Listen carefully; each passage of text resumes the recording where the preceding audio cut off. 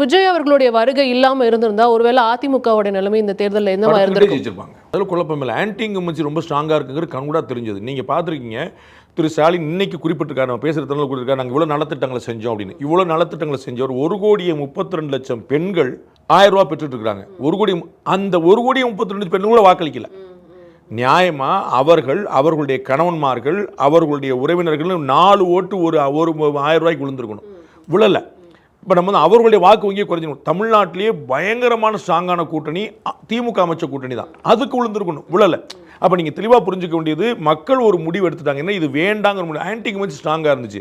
அப்போ anti incumbency ஸ்ட்ராங்காக இருந்தால், விஜய்ங்கிற ஒரு ஃபேக்டரி இல்லாமல் இருந்தால், தாவேக்கான ஒரு கட்சி இல்லாமல் இருந்தால், அது கட்டாயமாக ஏடிஎம்கே தான் இருக்கும். ஏடிஎம்கே கூட எப்படி இருந்தாலும் ஆட்சி மாற்றம் நடந்திருக்கும். அதில் கேரண்டி, எனக்கு எந்த குழப்பமும் இல்லை. அதனால தான் இது வந்து திமுக வேண்டாம்ங்கிறதுக்கான முடிவு தான். அதன் பிறகு யாருங்கிறது, அதனால தான் 108ங்கிற நம்பரில் வந்துருச்சு. 130, 140 வந்துருச்சுன்னா அது தாவேக்கா வேணுங்கிற நம்பர். உங்களுக்கு புரியுங்களா? நம்ம யாருக்கும் தனிப்பெரும்பான்மை கிடைக்கலங்கிற பார்த்தோம். எப்படி வரும்? யார் வேண்டாங்கிறது உறுதியாக இருந்துச்சே தவிர யார் வேணுங்கிறதுல உறுதி கிடைக்கல. நீங்கள் பார்த்துருப்பீங்க, கொஞ்சம் நஞ்சம் மிஸ் ஆகி ஏடிஎம்கே டிஎம்கேமே சேர்ந்து ஆட்சி அமைக்கிற வாய்ப்பெலாம் இருந்துச்சு.